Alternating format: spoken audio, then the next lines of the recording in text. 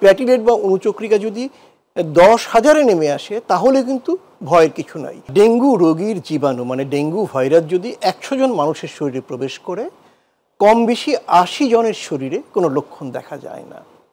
বাকি যে 20 জন সেই 20 জনের শরীরে 3 ধরনের লক্ষণ দেখা যায়, মৃদু, মধ্যম এবং তীব্র। যাদের মৃদু লক্ষণ দেখা যায় তারাও ডাক্তারের কাছে যায় না, মধ্যম লক্ষণ যাদের তারা এবং তীব্র লক্ষণ যাদের তারা চিকিৎসকের কাছে যায়। এবং হাসপাতালে কিন্তু এই যে 100 জনের শরীরে যে ভাইরাস প্রবেশ করলো তার মধ্যে 4 থেকে 5 জন, কখনো 3 থেকে 4 জন মাত্র হাসপাতালে ভর্তি হয়। এটি আমাদের মনে রাখতে হবে।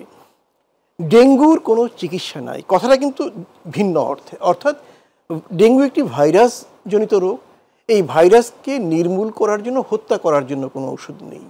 কিন্তু ডেঙ্গুর কারণে শরীরে যে বিরূপ প্রতিক্রিয়াগুলো হচ্ছে সেগুলোকে কিন্তু আমরা বলি উপসর্গ ভিত্তিক যে চিকিৎসা, সেটা দিয়ে কিন্তু অনেকটাই রোগীকে সাহায্য করতে পারি।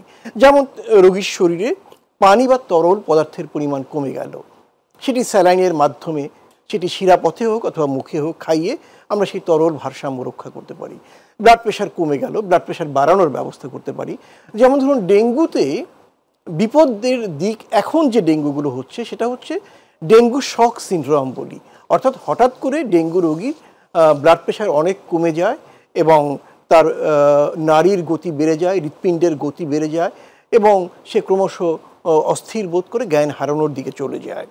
এটি হওয়ার অনেকগুলো কারণ রয়েছে। তার মধ্যে একটি কারণ হচ্ছে ডেঙ্গু রোগীর শরীরের যে রক্তবাহী নালী, এগুলো থেকে তরল পদার্থ, আমরা এটাকে বলি প্লাজমা লিকেজ হয়ে চুইয়ে চুইয়ে শরীরের ফাঁকা জায়গা, যেমন পেটে, ফুসফুসের ফাঁকা জায়গায় এসে জমা হয় এবং পেটে পানি আসে, বুকে পানি আসে এবং ওই সময় কিন্তু এই শক সিনড্রোমের মতো ব্যাপারগুলো ঘটে।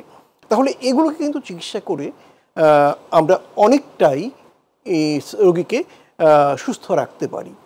এর পাশাপাশি আরেকটা ব্যাপার আমি একটু সবাইকে মনে করিয়ে দিচ্ছি, ডেঙ্গু জ্বরে, এটি যেহেতু ভাইরাসজনিত জ্বর, প্ল্যাটিলেট মানে অণুচক্রিকা রক্তের কমে যায়। এই অণুচক্রিকা নিয়ে এক ধরনের উদ্বেগ এবং ভীতি মানুষের মধ্যে রয়েছে। এটা কমে যেতে থাকলেই লোকজন নিজের উদ্যোগে গিয়ে রক্ত সংগ্রহ করে ডাক্তারকে বা চিকিৎসককে চাপ দিতে থাকে যে তাকে ব্লাড দেওয়া হোক। এখানে বলে রাখা ভালো যে অণুচক্রিকা যদি বিশ্ব স্বাস্থ্য সংস্থার যে গাইডলাইন সেই অনুযায়ী প্ল্যাটিলেট বা অণুচক্রিকা যদি 10,000-এ নেমে আসে তাহলে কিন্তু ভয়ের কিছু নাই। 10,000-এর কমে নেমে আসলে তখনই কেবলমাত্র অণুচক্রিকা দেয়া হবে কি হবে না সেটি নানাবিধ বিবেচনার উপর নির্ভর করে। এ কারণেই ডেঙ্গু হলেই প্ল্যাটিলেট দেওয়ার জন্য উদ্বিগ্ন হওয়ার।